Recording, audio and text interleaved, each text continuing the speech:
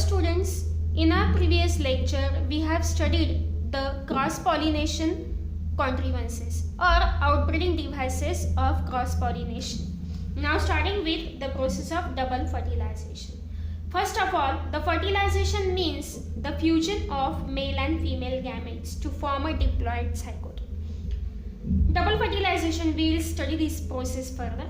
Double fertilization, this is the characteristic of angiosperm, first time studied in the plants of family Liliaceae like Lilium and Fritillaria by the scientist Navashi. After pollination, the pollen grains reach to the surface of stigma where they germinate to form a pollen tube.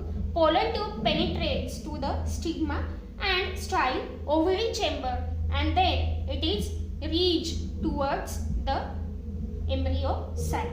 The pollen tube is guarded by the chemicals secreted by the synergids of embryo sac.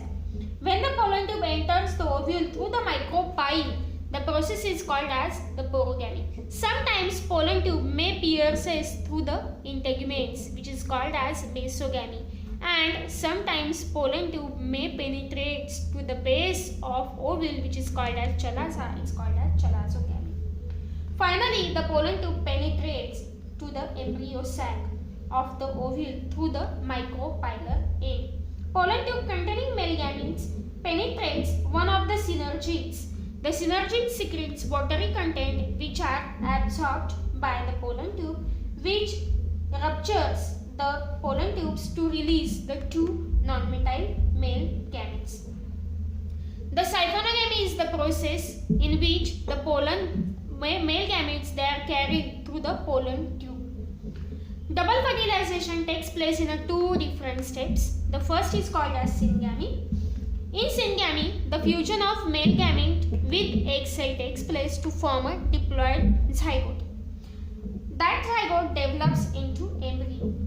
The second is called as triple fusion, in which the secondary nucleus fuses with the second male gamete to form a primary endosperm nucleus that further forms the nutritive tissue like endosperm. Now it's called as triple fusion because the two nuclei of secondary nucleus fuses with the one nucleus of male gamete. As both the male gametes participates, it's called as double fertilization. Significance: double fertilization is the unique characteristic of angiospermic plants. It forms a diploid zygote from the syngamy to form a new plant, a future sporophytic plant. Primary endosperm nucleus, which is the result of triple fusion, that forms a nutritive tissue. That is one of the significance of double fertilization. It also restores the double diploid condition. Then it avoids the polyembryon. After double fertilization, the formation of endosperm takes place. In the plant, the three different types of endosperms they are generally found. In that, first one is called as nuclear type of endosperm.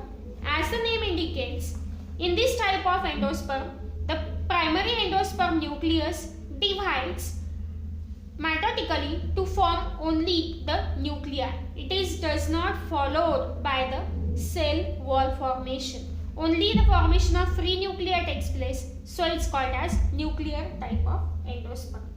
The example of nuclear type of endosperm commonly found in wheat, sunflower and coconut. Students, you have seen the coconut shows two different types of endosperm.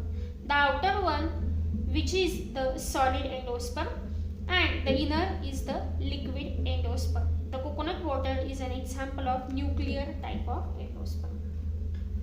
The second is called as cellular type, in which the nucleus divides followed by the cytokinesis, so it forms a cells. This type of endosperm is commonly seen in the plants like balsam, petunia and adoxa. The third type is called as halobial type of endosperm. This is the characteristic of halobi series of monocot plants. In this type of endosperm, the primary endosperm nucleus divides to form two unequal cells. The smaller is called as chalazal cell, larger is called as micropylar a cell. And then the further development takes place like the nuclear type of endosperm.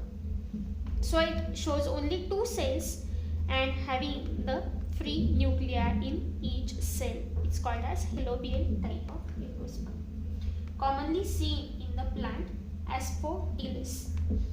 Students, one more type of endosperm is seen, which is called as mosaic type of endosperm, because it shows the 2 patterns, 2 different endosperms of 2 different colors in patches to form a mosaic pattern. It's called as mosaic type of endosperm. Example is corn cell. Now this is regarding the double fertilization and types of endosperm. Further, we'll study regarding the development of embryo. Thank you.